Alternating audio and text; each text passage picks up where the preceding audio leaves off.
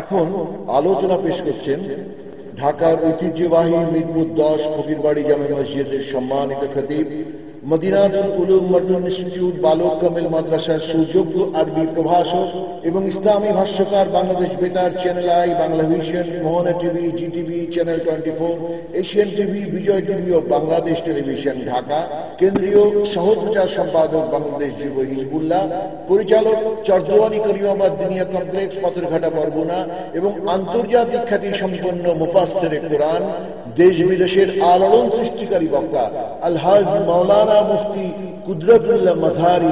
সকলে জবান খুলে আমার সাথে তেলাওয়াত করুন, আউযু বিল্লাহি মিনাশ শাইতানির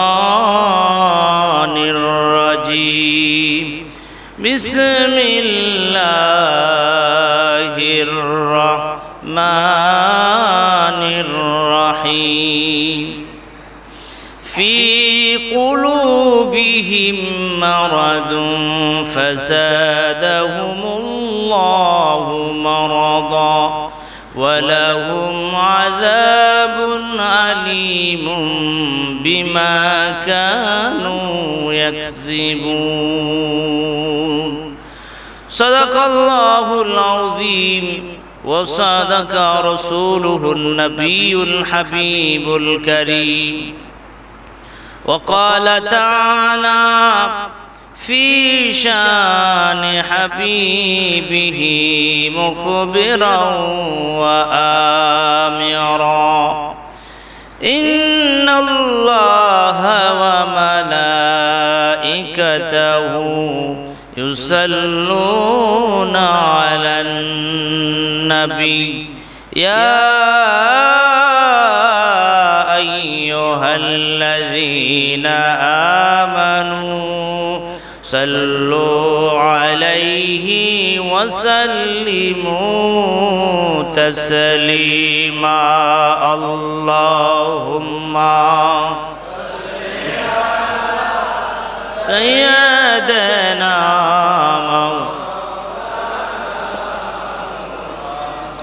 وعلى آل سيدنا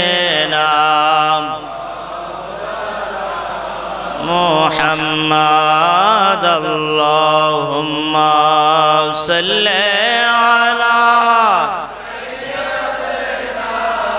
مولانا محمد وعلى آل سيدنا.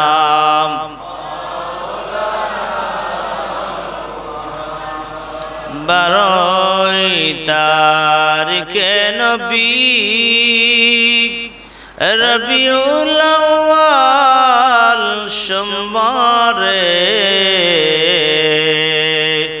স্বর্গীয় কাননে পুষ্প ফুটিল আরব দেশে। আল্লাহুম্মা সাল্লি سيدنا مولانا محمد وعلى آل سيدنا.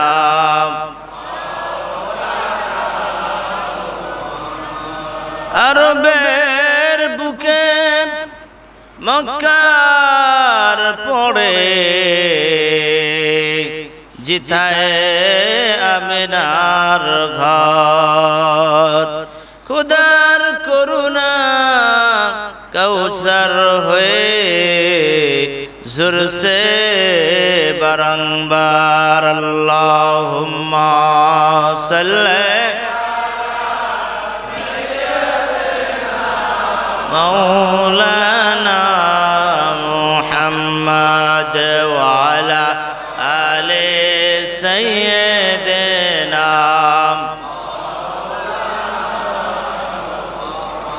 লা ইলাহা ইল্লাল্লাহ, লা ইলাহা ইল্লাল্লাহ, লা ইলাহা ইল্লাল্লাহ, লা ইলাহা ইল্লাল্লাহ, লা ইলাহা ইল্লাল্লাহ। হাসবি রাব্বি জাল্লাল্লাহ মা ফি কলবি গায়রুল্লাহ নূর মুহাম্মদ সাল্লাল্লাহু লা ইলাহা লা ইলাহা লা ইলাহা ইল্লাল্লাহ মুহাম্মাদুর রাসূলুল্লাহ সাল্লাল্লাহু আলাইহি ওয়াসাল্লাম। আজকের খুতবার আলোচ্য বিষয় হচ্ছে কলবের রোগ ও তার প্রতিকার। শরীরে যেভাবে রোগ হয় ঠিক তদ্রূপ ভাবে মানুষের কলবের ভিতরও রোগ হয়। শরীর অসুস্থ হলে আমরা চিকিৎসকের কাছে যাই, পরামর্শ নেই, চিকিৎসকের পরামর্শ অনুযায়ী আমরা ঔষধ সেবন করে থাকি, আর এর ফলে আমাদের শরীর সুস্থ থাকে। ঠিক তদ্রূপ ভাবে কলব বা অন্তর এরও বিভিন্ন রকমের রোগ আছে, রোগ হয়ে থাকে। দুঃখের বিষয় হলো সত্য, আমাদের কলব রোগাগ্রস্ত হয়েছে, কখনো আমরা চিকিৎসক বা ডাক্তারের পরামর্শ আমরা নেই না, কলবের ডাক্তার কাছে আমরা যাই না, যার ফলে শরীর যদি অসুস্থ হয় আর চিকিৎসা যদি না করা হয় তাহলে অসুস্থ হতে হতে এক পর্যায়ে মারাত্মক ক্যান্সার ব্যাধিতে আক্রমণ হয়ে ব্যক্তি মৃত্যুর মুখে পতিত হতে বাধ্য হয়। ঠিক তদ্রূপ ভাবে কলব বা অন্তর এর চিকিৎসা না করতে না করতে, এর ঔষধ না দিতে না দিতে কলব দুর্বল হয়ে রোগাক্রান্ত হয়ে ক্যান্সার হয়ে কলব তো মরে গেছে, যার ফলে কলব বা অন্তর মরে যাওয়ার ফলে আজকের আপনার কাছে নামাজে মুহাব্বত লাগে না, কোরআনুল কারীমের তেলাওয়াত ভালো লাগে না, হাদিসের আলোচনা ভালো লাগে না, আল্লাহর উপর মুহাব্বত হয় না, নবীজির প্রেম ভালোবাসা অন্তরে জমে না। বন্ধুরা আমার, ভাইরা আমার, এই কলবকে জিন্দা করতে হবে, কারণ কলবই হচ্ছে আসল, অন্তর আত্মাই হচ্ছে আসল। এর যে রোগ আছে, এর রোগ যে হয়, কোরআনুল কারীমের দ্বিতীয় সূরা সূরা বাকারা 10 নম্বর আয়াত আমি আপনাদের সামনে তেলাওয়াত করেছি। সে আয়াতুল কারীমে আল্লাহ তাআলা কলবের রোগের কথা আমাদেরকে জানিয়ে দিয়েছে। আল্লাহ রাব্বুল আলামিন ইরশাদ করেন, ফি কুলুবিহিম মারাদুন ফাযাদাহুমুল্লাহু মারাদা। ফি কুলুবিহিম, তাদের কলবের ভিতরে, তাদের অন্তরের ভিতরে মারাদুন রয়েছে, ব্যাধি, কলবের ভিতরে রয়েছে রোগ। আরো বেশি কলব যাতে রোগাক্রান্ত হয় এমন কাজ করার কারণে আল্লাহ তাআলা বলেন, যাদাহুমুল্লাহু মারাদা, আমি আল্লাহ তাআলা তাদের রোগ আরো বৃদ্ধি করে দেই। আপনার জ্বর হয়েছে, এখন আপনি যদি আরো বেশি ঠান্ডা লাগান, আরো বেশি পানিতে ভেজেন, তাহলে জ্বর বাড়বে না কমবে? বাড়বে। কলবের রোগ হয়েছে, কি রোগ? লোভ লালসা, এটা একটা কলবের রোগ। দুনিয়ার মোহ, দুনিয়ার ভিতরে আপনি পাগল হয়ে গেলেন, তখন রোগ আরো বাড়বে না কমবে? কৃপণতা, বকিলতা, এটা কলবের রোগ। আপনার কিছু এ রোগ আছে, তারপরও লোকেরা যখন আপনার কাছে সাহায্য চাইলো তখন আপনি 1 টাকাও দিলেন না, তখন আরো আপনার কলবের রোগ বৃদ্ধি পেল। হিংসা, হাসাদ, গীবাত, পরনিন্দা, লৌকিকতা, শত্রুতা, এগুলো হচ্ছে কলবের রোগ। আর আপনি বেশি বেশি এগুলো করলেন, তাহলে আরো আপনার কলবের রোগ বৃদ্ধি পেল। মিথ্যা কথা বলা, এটা একটা কলবের রোগ। আপনি আরো বেশি বেশি মিথ্যা কথা বলছেন, তাহলে কলবের রোগ বৃদ্ধি পাচ্ছে। কলব যে আপনাকে প্রোটেক্ট দিবে, আপনাকে যে এর থেকে ফিরাবে, সেই শক্তি তার নাই। কারণ আপনার ঈমান দুর্বল হয়ে গেছে, কলব দুর্বল হয়ে গেছে, অন্তরাত্মা দুর্বল হয়ে গেছে, এটা অসুস্থ হয়ে গেছে, ক্যান্সারে জর্জরিত হয়ে গেছে। এই জন্যই আল্লাহ নবী বলেছেন, আলা ইন্না ফিল জাসাদি মুদগাতান ইযা সালুহাত সালুহাল জাসাদু। আল্লাহ নবী ইরশাদ করেন, প্রত্যেক মানুষের একটা গোশতের টুকরা আছে, একটা গোশতের টুকরা আছে প্রত্যেকে। এই গোশতের টুকরা যদি ভালো হয়ে যায়, ওই মানুষটাও ভালো হয়ে যায়। ওই গোশতের টুকরা যদি খারাপ হয়ে যায়, তাহলে মানুষটাও খারাপ হয়ে যায়। আল্লাহ নবী জানিয়ে দিলেন, সেই গোশতের টুকরার নাম হলো আলা ওয়াহিয়াল কলব। সেই গোশতের টুকরার নাম হলো কলব বা অন্তর, আত্মা। এই গোশতের টুকরার নাম। তাহলে গোশতের টুকরা বা কলব বা আত্মা, অন্তর ভালো কাজ করলে আত্মা প্রফুল্লিত হয়, আত্মা শক্তিশালী হয়, গুনার কাছ থেকে আপনাকে প্রোটেক্ট দেওয়ার, ফিরাইবার মতো সে ক্ষমতা বৃদ্ধি পায়। যদি আত্মাকে আপনি শক্তিশালী করে, ঈমানকে যে আমরা বলি মজবুত করে, তাহলে যখনই মসজিদে আজান হবে, তখনই আপনার মন বলবে আজান হয়েছে, মসজিদে যাই। ঠান্ডা, তাতে কি হয়েছে, ব্যস্ততা সব ফেলে দাও, মন বলবে মসজিদে যাই। আপনি সমস্ত কাজ ফেলে দিয়ে মসজিদে চলে আসবেন, কারণ আপনার ঈমান মজবুত। কোরআনুল কারীমে আল্লাহ রাব্বুল আলামিন সুন্দর করে জানিয়ে দিয়েছেন, ইন্নামাল মুমিনুনা আল্লাযীনা ইযা যুকিরাল্লাহ ওয়াজিলাত কুলুবুহুম। আল্লাহ তাআলা সুন্দর করে জানিয়ে দিলেন, ইন্নামাল মুমিনুনা আল্লাযীনা ইযা যুকিরাল্লাহ। মুমিন তো ওই ব্যক্তি, ইযা যুকিরাল্লাহ, যখন জিকির করা হয়, যখন আল্লাহ পাকের সে স্মরণ করে, ওয়াজিলাত কুলুবুহুম, তখন তাদের ঈমান বৃদ্ধি পায়, কলব শক্তিশালী হয়, কলব বৃদ্ধি পায়, কলব শক্তিশালী হয়। জোরে বলুন সুবহানাল্লাহ। ওয়াজিলাত কুলুবুহুম, তখন তার অন্তরাত্মা শক্তিশালী হয়। অন্তরাত্মা যদি শক্তিশালী হয়, তাহলে আপনি গুনার কাজ করতে পারবেন না। হাত দিয়ে গুনার কাজ করার জন্য, গুনার কাজ কোনো জিনিস ধরার সাথে সাথে আপনার অন্তর বলবে, মন বলবে, ও আল্লাহর বান্দা, তুমি গুনার কাজ করো না। অন্তর বাধা দিবে।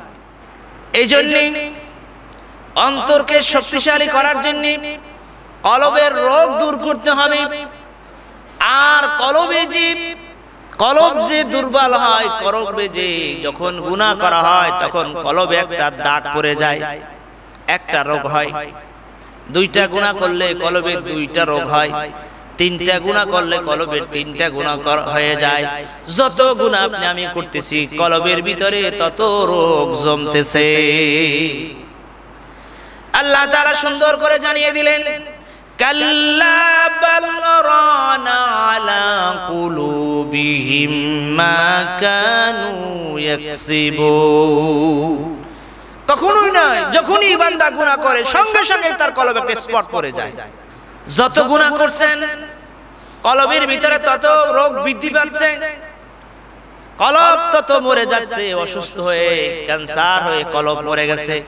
তখন আপনার কাছে আর নামাজ ভালো লাগে না, নামাজে মোহাব্বত লাগে না। নামাজে দাঁড়াইছি ঠিক, কিন্তু অন্তর এখন আর নামাজের মধ্যে নাই। অন্তর চলে গেছে দোকানে, অন্তর চলে গেছে আপনার ব্যবসা প্রতিষ্ঠানে, অন্তর চলে গেছে বেড়াতে, ঘুরতে গেছে, আপনার সাথে নাই। যার কারণ দেখা যায় নামাজ 3 রাকাত হওয়ার পরে হঠাৎ করে মন তো চলে গেছে অন্যদিকে। এখন দেখি যে নামাজ 3 রাকাত পড়লাম না 4 রাকাত পড়লাম, কনফিউশন হয়ে যাচ্ছে। 4 রাকাত নামাজের 3 রাকাত পড়ি আমি সালাম ফিরাই দিলাম, কারণ অন্তর কলব আপনার সাথে নাই, সে গেছে বেড়াতে। বন্ধুরা আমার, ভাইয়েরা আমার, এই কলবের রোগ যদি আপনি দূর করতে না পারেন, তাহলে পরিণাম ভয়ঙ্কর হবে।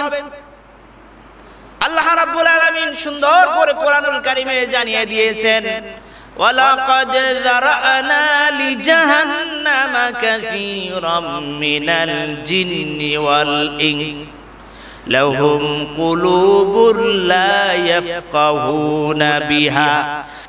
আল্লাহ বলে ওয়ালাকাদ যারানা লিজাহান্নামা কাসীরাম মিনাল জিন্নি ওয়াল ইনস, অবশ্যই অবশ্যই আমি কিছু কিছু মানুষ যাদেরকে দিয়ে আমি জাহান্নামকে পরিপূর্ণ করব, জাহান্নামকে আমি জ্বালাবো, ওদেরকে দিয়ে এক নম্বরে লাহুম কুলুবুল লা ইয়াফকাহুনা বিহা, আল্লাহ বলে ওদেরকে অন্তর দিয়েছি, অন্তর দিয়ে ওরা চিন্তা ভাবনা করে না। আল্লাহ যে এক তা চিন্তা করে খুঁজে বের করে না। আল্লাহ যে আসমান সৃষ্টি করেছেন, জমিন সৃষ্টি করেছেন, এই চিন্তা করে না।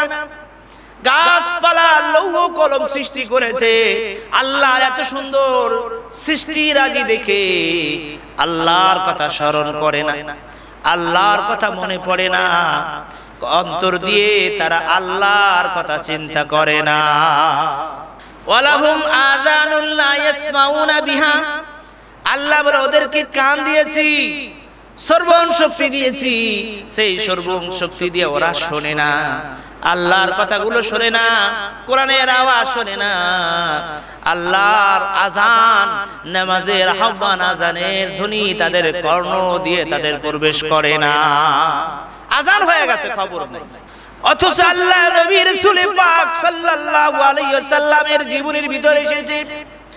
মা আয়েশা সিদ্দিকা রাদিয়াল্লাহু তাআলা আনহা বলে, যখন মসজিদে নববীর ভিতরে আযান হয়ে যাইতো, আল্লাহ নবী তখন আর আমাদেরকে চিনতেন না। জোরে জোরে বলেন সুবহানাল্লাহ। মনে হয় যে তিনি আমাদের আর চিনছেন না।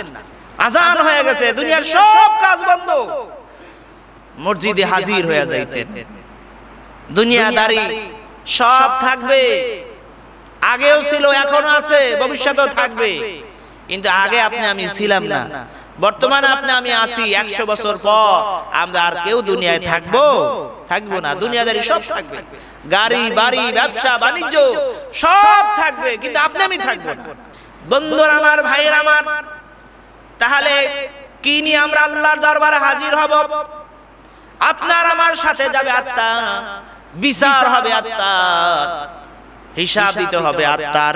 আত্মাকে যদি আপনি সঠিক পথে না চালান, তাহলে আত্মা আপনি আমি বলতে যে জিনিসটাকে বুঝায়, আমি বলতে যে জিনিসটাকে বুঝি, আপনি বলতে যে জিনিসটাকে বোঝেন, এই জিনিসের হিসাব হবে। এই দেহ এটা আমার না, এই দেহ আল্লাহ তাআলা আপনাকে আমাকে দিয়েছে ব্যবহার করার জন্য। একটা মোবাইল আপনি কিনে ব্যবহার করেন, কয়েকদিন পর নষ্ট হয়ে যাবে, ফেলে দিয়ে আরেকটা কিনেন। গাড়ি ভালো লাগে না, বিক্রি করে দিয়ে আরেকটা কিনেন, এটা আপনার ব্যবহারের জিনিস। এই দেহ এটা আল্লাহ তাআলা আপনাকে আমাকে পরিচালনা করতে দিয়েছে। আজকের এই দেহকে সুন্দর রাখার জন্য মাথায় সাবান দেন, গায়ে লোশন ক্রিম ব্যবহার করেন, সুন্দর দামি দামি পোশাক যেই শরীরে পরান।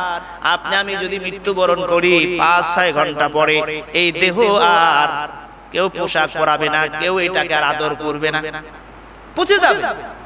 দেহ মাটির সঙ্গে মিশে যাবে। কিন্তু আসলে কোথায় ছিলাম, কোথায় আসলাম, কোথায় যাব, আমি কে? এই জন্য তাসাউফের ভাষা একটা কথা আছে, মান আরাফা নাফসাহু, যে নিজেকে চিনতে পারলো, ফাকাদ আরাফা রাব্বাহু, সে আল্লাহকে চিনতে পারলো। বলেন সুবহানাল্লাহ। আমি কে? আমাকে তো আমি চিনতে পারলাম না। কোথায় ছিলাম আমি, কোথায় আছি এখন, কোথায় যাব? যারা আপনার আমার আত্মীয় স্বজন মুরব্বী যারা দুনিয়া থেকে চলে গেছে, তারা কোথায় চলে গেছে? আপনি আমি কি চিরদিন এই দুনিয়ায় থাকতে পারবো? সবাইকে তুই কবরে যেতে হবে। তাহলে ওই কবরের জন্য, পরকালের জন্য আপনি আমি কি করলাম?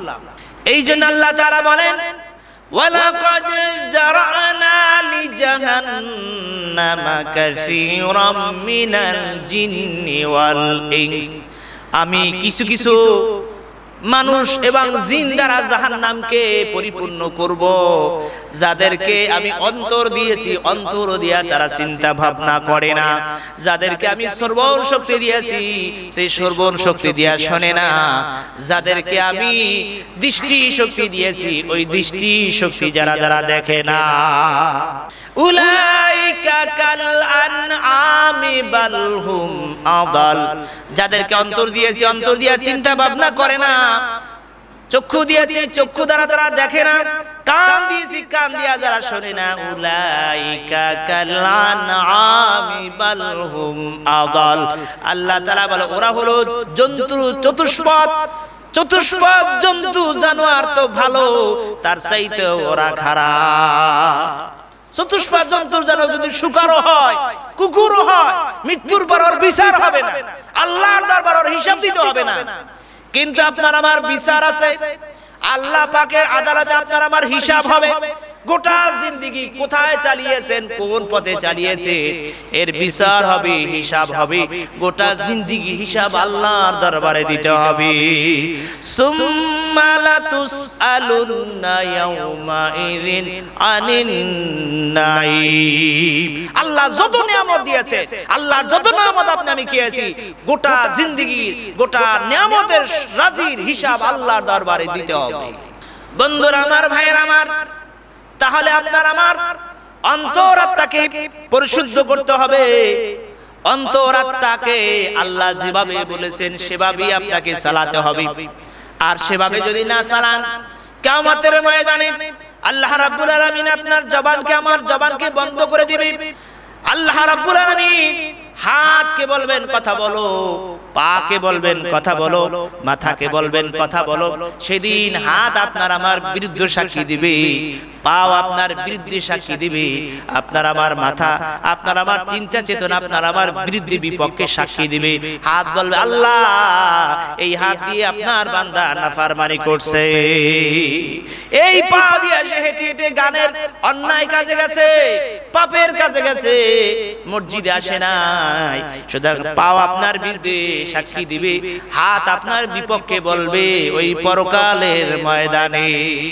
তাহলে যেই দেহকে এত আদর করে, সেই দেহ আপনার আমার বিরুদ্ধে বিপক্ষে আল্লাহর দরবারে নালিশ দায়ের করবে, যদি আপনি আমি আমার দেহকে যদি সুন্দরভাবে না চালাই। যদি আত্মাকে পরিশুদ্ধ করতে পারেন, তাহলে আল্লাহ রাব্বুল আলামিন কিয়ামতের ময়দানে চমৎকার করে সুন্দর করে ডাক দিবে, আর বলবে ইয়া আইয়াতুহান নাফসুল মুতমাইন্নাহ ইরজি ইলা রাব্বিকি রাদিয়াতাম মারদিয়া ফাদখুলি ফি ইবাদি ওয়াদখুলি জান্নাতি। জোরে বলুন সুবহানাল্লাহ।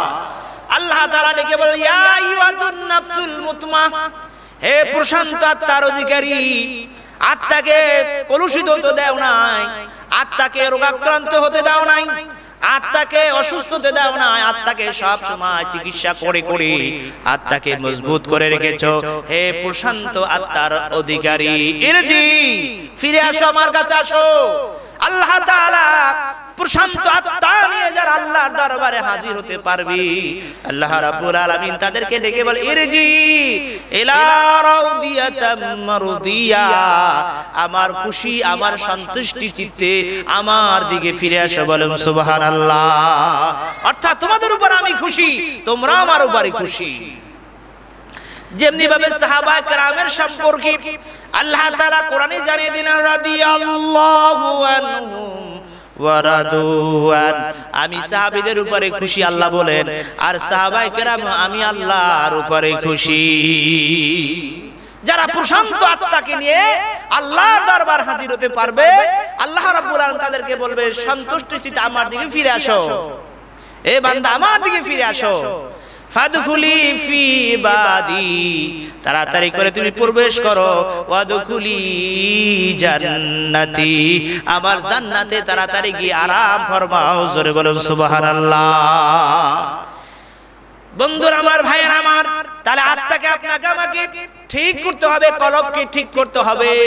এই কলবের ভিতরে শয়তান বসে বসে আপনাকে আমাকে ওয়াসওয়াসা দেয়। শয়তান কলবের ভিতরে বসে বসে আপনাকে আমাকে খারাপ পথের দিকে চালায়।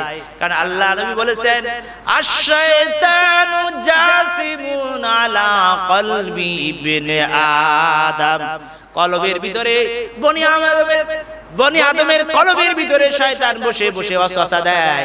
নামাজে দেওয়ার দরকার নাই, রোজা রাখার দরকার নাই, পর্দা পুশিদায় থাকার দরকার নাই, হালাল হারাম তমিজ করার দরকার নাই, মদ খাও, জিনা করো, গুনার কাজ করো, অন্যায় কাজ করো, পাপের কাজ করো। কারণ শয়তান আল্লাহর কাছে ওয়াদা করে এসেছে, কসম করে এসেছে, আল্লাহ যেই বনি আদমের কারণে, যেই আদমের কারণে আজকে আমি নাফরমান হলাম, মরদুদ হলাম, আল্লাহ ওই সব আদম এবং বনি আদমকে আমি আমার সঙ্গে করে জাহান্নামে নিয়ে যাব।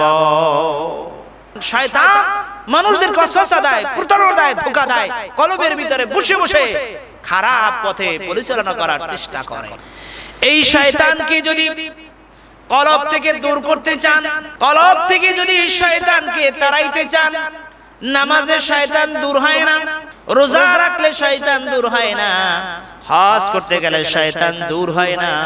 কারণ দেখা যায় নামাজের ভিতরেও মন চলে যায় একদিকে, নামাজের ভিতরেও মন থাকে না। তাহলে নামাজের ভিতরে শয়তান ওয়াসওয়াসা দিয়ে আপনাকে দূরে চলাইয়া দেয়, নামাজ নষ্ট করে দেয়। এই শয়তানকে দূর করতে হলে তাহলে আপনাকে আমাকে বেশি বেশি করে আল্লাহর জিকির করতে হবে। কারণ আল্লাহ নবী বলেছেন কলবের রোগ হয়েছে, কলব জং ধরে গেছে, কলবে অসুস্থ হয়ে গেছে। এই কলবকে যদি শক্তিশালী করতে চান, কলবের রোগ যদি দূর করতে চান, তাহলে আল্লাহ নবী বলেছেন লিকুল্লি শাইইন সিকালাতুন কুলুবি যিকরুল্লাহ। প্রত্যেক জিনিস পরিষ্কার করা হাতিয়ার আছে। কাপড় যদি ময়লা হয় সাবান ছোটা দেয়, আর বেশি দাগ পড়লে যেই দাগটা সাবান ছোটায় ওঠে না, ওই দাগটা উঠাইবার জন্য আমরা কাপড়কে লন্ডরিতে দেই, ড্রাইতে দেই, যাতে করে কাপড় সুন্দরভাবে পরিষ্কার হয়। আপনার আমার অন্তরের ভিতরে স্পট পড়ে গেছে, দাগ পড়ে গেছে, রোগ হয়ে গেছে, এই জন্য আল্লাহ নবী বলেছেন এই কলবের দাগকে উঠাইবার জন্য প্রত্যেক জিনিসকে পরিষ্কার করার হাতিয়ার আছে। এই অন্তরাত্মা কলবকে পরিষ্কার করা একমাত্র দাওয়া, একমাত্র ঔষধ হলো লিকুল্লি শাইইন সিকালাতুন কুলুবি যিকরুল্লাহ। একমাত্র দাওয়া হলো আল্লাহ পাকের জিকির।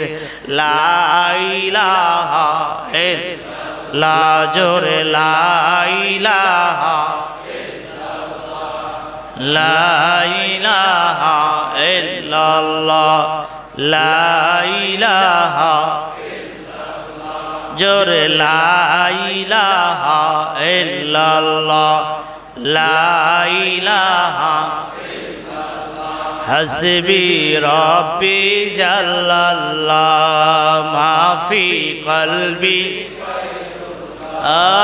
নূর মুহাম্মদ সাল্লাল্লাহ।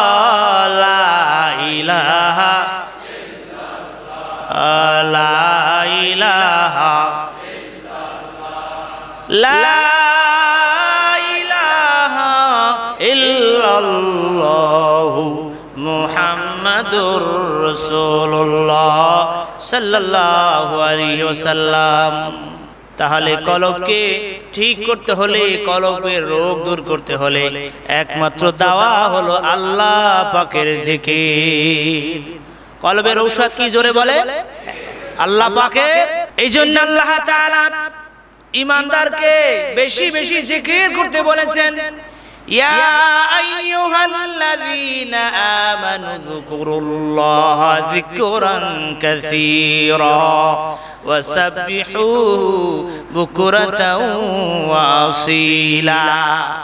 হে ঈমানদারগণ, ইয়া আইয়ুহাল্লাযীনা আমানু, ঈমানদারগণ, উযকুরুল্লাহ, আল্লাহর জিকির করো, যিকরান কাসীরা, বেশি বেশি করে।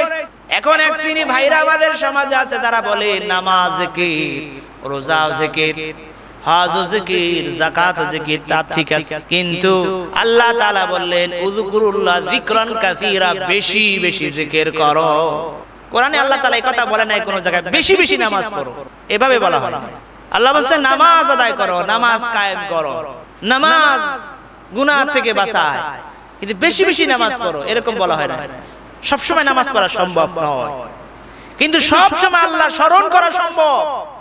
এই জন্য আল্লাহ বলেন উযকুরুল্লাহ যিকরান কাসীরা, বেশি বেশি তোমরা জিকির করো, বেশি বেশি জিকির করা মানুষের পক্ষে সম্ভব। ওয়াসাবিহুহু বুকরাতা ওয়াসিলা, তোমরা সকাল ও সন্ধ্যায় আল্লাহর জিকির করো। সকাল ও সন্ধ্যায় বামানা দাওয়া, সকাল থেকে শুরু করে সন্ধ্যা পর্যন্ত, সন্ধ্যা থেকে শুরু করে সকাল পর্যন্ত আল্লাহ রাব্বুল আলামিনের জিকির করো। এক সাহাবী প্রশ্ন করলেন, ইয়া রাসূলুল্লাহ, ইসলামের শরিয়াত আমার কাছে অনেক কঠিন, সহজ একটা আমল বলে দেন যে আমলটা আমি সব সময় করতে পারি। আল্লাহ রাব্বুল আলামিন হাবিব বললে, ও আমার সাহাবী, তোমার জিহ্বাকে তুমি আল্লাহর জিকির দ্বারা ভিজাইয়া রাখো, সব সময় তুমি আল্লাহ পাকের জিকির করো। আল্লাহ রাব্বুল আলামিন হাশরের ময়দানে ডেকে বলো, ও ফেরেশতারা, আমার জ্ঞানী যারা তাদেরকে আমার দলে আমার আরশের নিচে জায়গা করে দাও। ফেরেশতারা আল্লাহ জ্ঞানী লোক কারা? তখন আল্লাহ তাআলা শুনাই দিবেন, কোরআনে তোমরা শোনো নাই, ওয়াল্লাযীনা ইয়াযকুরুনাল্লাহা কিয়ামান ওয়া কুদাও ওয়া আলা জুনুবিহিম। ওই সব লোকেরা জ্ঞানী, ওই সব লোকেরা বুদ্ধিমান যারা দাঁড়ানো অবস্থা আল্লাহর জিকির করে, শোয়া অবস্থা আল্লাহর জিকির করে, বসা অবস্থা আল্লাহর জিকির করে, তারাই হলো আমার আল্লাহর কাছে সবচাইতে জ্ঞানী। জোরে বলুন সুবহানাল্লাহ। গাছ যেমনি ভাবে দেখেন দাঁড়িয়ে দাঁড়িয়ে আল্লাহর তাসবিহ পড়তেছেন, আল্লাহর স্মরণ করতেছেন, আল্লাহর জিকির করতেছেন, তারপরে সরীসৃপ প্রাণী যত মনে হয় যেন সিজদার আলাতে আল্লাহ পাকের তাসবিহ পড়তেছে, চতুষ্পাদ প্রাণীগুলো মনে হয় যেন রুকুর হালাতে আল্লাহ পাকের তাসবিহ পড়তেছে। ব্যাং দেখেছেন অবশ্যই, মনে হয় তাশাহুদের হালাতে আল্লাহ রাব্বুল আলামিনের স্মরণ করতেছে। পাতাগুলো মরমর রবে, নদীর পানি কুলুকুলু বয়ে, বাতাস শানশান রবে, আমার আল্লাহর জিকির করে। সৃষ্টি করেছেন আল্লাহ যা কিছু ধরায়, সৃষ্টি করেছেন আল্লাহ যা কিছু ধরায়, আল্লাহর জিকির তারা করে সর্বদাই। নদ নদী পর্বত আদি বৃক্ষলতা যত, সবাই আল্লাহর জিকির করে অবিরত। ঠিক কিনা বলে? ঝিঝি পোকা সর্বদা ঝিঝি রপ করে, ঝিম ঝিম করে গ্রীষ্মতে মধুর, আর কিছু নহে উহা জিকির গফুর। এসব ভেদের কথা জানে ওই জোর, এসব ভেদের কথা জানে ওই জোর, যাকে আল্লাহ দিয়েছেন বাতিনি শ্রবণ। যাদেরকে আল্লাহ বাতিনি চক্ষু দিয়েছে, উপলব্ধি করার মতো জ্ঞান শক্তি দান করেছে, তারা তাকিয়ে দেখে আল্লাহ পাকের সৃষ্টিরাজি, আল্লাহ পাকের সৃষ্টিরাজি আল্লাহর জিকিরে সাদামুখ, সবাই আল্লাহর জিকির করে।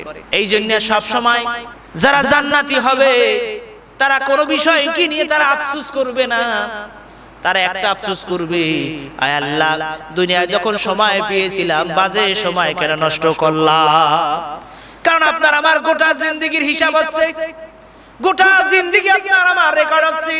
আমার আল্লাহ সুন্দর করে জানিয়ে দিলেন, মা ইয়ালফিযু মিন কাউলিন ইল্লা লাদাইহি রাকিবুন আতীদ। প্রত্যেক মানুষের কাঁধের উপরে দুজন ফেরেশতা আছে, যত কথা বলে, যত কাজ করে, যা কিছু করে সব রেকর্ড হচ্ছে। তাই জান্নাতীরা আফসোস করবে, হারে কিছু সময় বাড়তি অযথা কেন নষ্ট করেছিলাম, ওই সময়টা কেন আল্লাহ আল্লাহ জিকির করলাম না।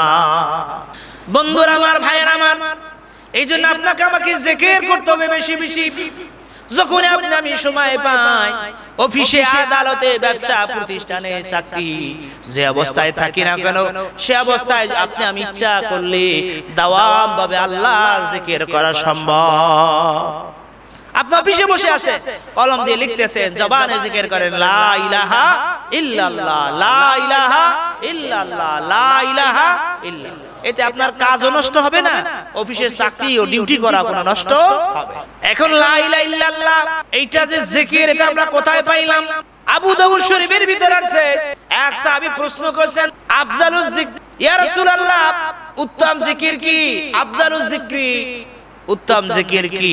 হুজুর বললেন আফজালু যিকরি লা ইলাহা ইল্লাল্লাহ। উত্তম জিকির হলো লা ইলাহা ইল্লাল্লাহ। অনেকে বলেন কোরআন তেলাওয়াত জিকির। কোরআন তেলাওয়াত জিকির নয়, কোরআন তেলাওয়াত হলো ইবাদত। হাদিসে এভাবে আছে আফজালু তেলাওয়াতিল কোরআন। উত্তম তেলাওয়াত হলো, উত্তম ইবাদত হলো কোরআনুল কারীম তেলাওয়াত। যত তেলাওয়াত আছে সবচাইতে উত্তম তেলাওয়াত আফজালু ইবাদতে তেলাওয়াতিল কোরআন। কোরআন তেলাওয়াত হলো ইবাদত। আর আফজালু জিকির হলো লা ইলাহা ইল্লাল্লাহ। উত্তম জিকির হলো লা ইলাহা ইল্লাহ। এটা এত দামি জিকির। হযরতে মূসা আলাইহিস সালাতু ওয়াস সালাম আল্লাহর কাছে, আল্লাহ আপনি এমন একটা বাক্য, এমন একটা কলেমা আমাকে শিখান যেই কলেমা পরে আমি সবচেয়ে দামি হতে পারি। আল্লাহ তাআলা বললেন, ও মূসা পয়গম্বর তুমি পড়ো লা ইলাহা ইল্লাল্লাহ। মূসা আলাইহিস সালাম আল্লাহ এই কলেমা তো সব নবীরাই পড়ছে। লা ইলাহা ইল্লাল্লাহ আদম সফিউল্লাহ, লা ইলাহা ইল্লাল্লাহ ইব্রাহিম খলিলুল্লাহ, লা ইলাহা ইল্লাল্লাহ সব নবীরা পড়ছে। আল্লাহ আমি চাচ্ছিলাম নতুন একটা কিছু শিখতে আপনার কাছ থেকে, যেই বাক্য যেই কলেমা পরে আমি সব চাইতে দামি হতে পারি। আল্লাহ তাআলা বলে, মূসা শুনে নাও, এই কলেমার ওজন, এই কলেমা আমার কাছে এত দামি, তুমি এক পাল্লা যদি এই কলেমা রাখো আর এক পাল্লায় 7 তাবুক আসমান আর 7 তাবুক জমিনও যদি রেখে দাও, 7 তাবুক আসমান 7 তাবুক জমিনের চেয়েও এই কলেমা আমার কাছে দামি। আর জোরে বলেন না সুবহানাল্লাহ, সুবহানাল্লাহ, আলহামদুলিল্লাহ। এগুলো হলো তাসবিহ। হাদিস শরীফ আছে আল্লাহ নবী রাসূল পাক সাল্লাল্লাহু আলাইহি ওয়াসাল্লাম ইরশাদ করেন, সুবহানাল্লাহি ওয়াল হামদুলিল্লাহি তামলাউ বাইনাল মিজান ওয়া তামলাউ বাইনাস সামাই ওয়াল আরদ। বুখারী শরীফের শেষ হাদিস, কালিমাতানে খাফিফাতানে আলাল লিসান। একটা কালেমা, একটা বাক্য আছে যা জিহ্বায় উচ্চারণ করা খুব সহজ, কিন্তু নেকির পাল্লা হবে ভারী। তা হলো সুবহানাল্লাহ, আলহামদুলিল্লাহ। এই সুবহানাল্লাহ, আলহামদুলিল্লাহ এগুলো তাসবিহ। আর এর এত ওজন, এত দাম। আল্লাহ নবী বলেছেন কিয়ামতের ময়দানে মিজানের পাল্লায় এই সুবহানাল্লাহ, আলহামদুলিল্লাহ, লা ইলাহা ইল্লাল্লাহ, আল্লাহু আকবার, এই তাসবিহগুলো যখন দিয়ে দেওয়া হবে, সঙ্গে সঙ্গে আপনার আমার নেকির পাল্লা ভারী হয়ে যাবে। এই জন্য আল্লাহ নবী বলেন, ইজা বারাকতুম ফি রিয়াজিল জান্নাত, তোমরা যখন জান্নাতের বাগানে যাও জান্নাতের ফল সংগ্রহ করো। সাহাবায়ে কেরাম বললেন, ইয়া রাসূলুল্লাহ, ইয়া হাবিবাল্লাহ, দুনিয়ার ভিতরে আবার জান্নাতের বাগান কি? হুজুর বললেন, ক্বালা মাসাজিদুহা। ও আমার সাহাবীরা, তোমাদের মসজিদ সমূহ হলো জান্নাতের বাগান। আর ও সাহাবীরা যখন মসজিদের ভিতরে প্রবেশ করবে, জান্নাতের ভিতরে তুমি প্রবেশ করলা, ওই জান্নাতের ভিতরে প্রবেশ করে তুমি জান্নাতের ফল সংগ্রহ করো। সাহাবায়ে কেরাম বললেন, ইয়া রাসূলুল্লাহ, আবার জান্নাতের ফল কি? হুজুর বললেন, সুবহানাল্লাহ, আলহামদুলিল্লাহ, লা ইলাহা ইল্লাল্লাহু, আল্লাহু আকবার। এই সব তাসবিহ জিকির গুলো হলো জান্নাতের বাগানের ফল।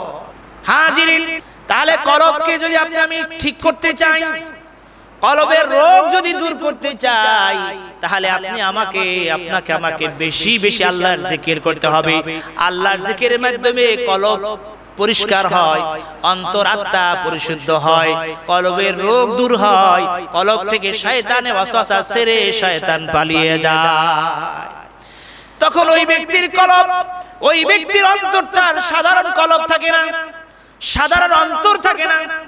হাদিসে কুদসি বুখারী শরীফে আছে, আল্লাহ নবী বলেন, বান্দা যখন ফরজ আমলগুলো ঠিকমতন করে, এরপরে নফল আমলগুলো যখন করা শুরু করে দেয়, তখন জিকির আজকার করা শুরু করে দেয়, দুরূদ শরীফ পড়া শুরু করে দেয়, বেশি বেশি নফল দান করা শুরু করে দেয়, নফল নামাজ পড়া শুরু করে দেয়, ওই লোকটা এমন হয়ে যায়, ওই লোকটার কলবটা আল্লাহ পাকের কলবটা পরিষ্কার হয়ে যায়।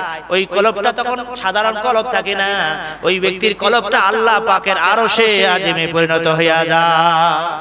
মান্না গুনজাম দর জমিনো আসমান, মান্না গুনজাম দর জমিনো আসমান, নেকি গুনজাম দর কুলুবে মুমিনা।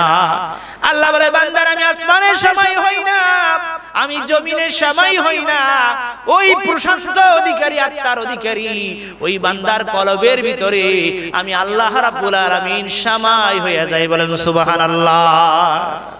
ওই ব্যক্তির হাত তখন আর সাধারণ হাত থাকে না, ওই ব্যক্তির হাত আমার আল্লাহর কুদরতি হাত হয়ে যায়। ওই ব্যক্তির পা আল্লাহ পাকের কুদরতি পা হয়ে যায়। ওই বান্দার জবান তখন আর সাধারণ জবান থাকে না, ওই বান্দার জবান তখন আল্লাহ পাকের কুদরতি জবানে পরিণত হয়ে যায়। ওই বান্দা তখন আল্লাহর কাছে যদি কিছু চায়, হাদিসে কুদসির কথা, নবীজির জবান আল্লাহর বক্তব্য, আল্লাহ তাআলা বলেন ওই বান্দা যখন আমার কাছে কিছু চায়, সঙ্গে সঙ্গে ওই বান্দা প্রার্থনাগুলো আমি আল্লাহ তাআলা মঞ্জুর করে ফেলি। এই জন্য বেশি বেশি জিকির করবেন, বেশি বেশি যখন সময় পান তখন জিকির করবেন লা ইলাহা ইল্লাল্লাহ, লা ইলাহা ইল্লাল্লাহ, লা ইলাহা ইল্লাল্লাহ। আর ইসমে জাতের জিকির হলো ওয়াজকুর ইসমা রাব্বিকা ওয়া তাবাত্তাল ইলাইহি তাবতিলা। আল্লাহর ইসমে জাতের জিকির হলো আল্লাহ আল্লাহ আল্লাহ আল্লাহ শব্দটা হলো ইসমে জাতের জিকির।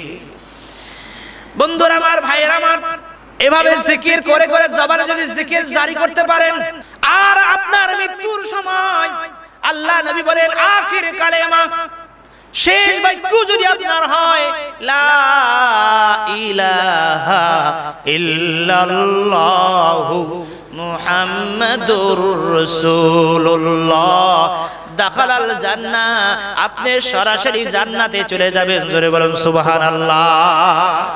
আপনি জবানে যদি জিকির জারি করে রাখতে পারেন, আর আপনার শেষ বাক্য যদি হয় লা ইলাহা ইল্লাল্লাহু মুহাম্মাদুর রাসূলুল্লাহ, এটা যদি জবানের শেষ বাক্য হয়, এরপর যদি আপনার মৃত্যু হয়, সরাসরি আপনি জান্নাতে চলে যাবেন, এতে কোনো সন্দেহ নাই। আল্লাহ নবী বলেন সে সরাসরি জান্নাতে চলে যাবে। চিৎকার দিয়ে বলেন সুবহানাল্লাহ।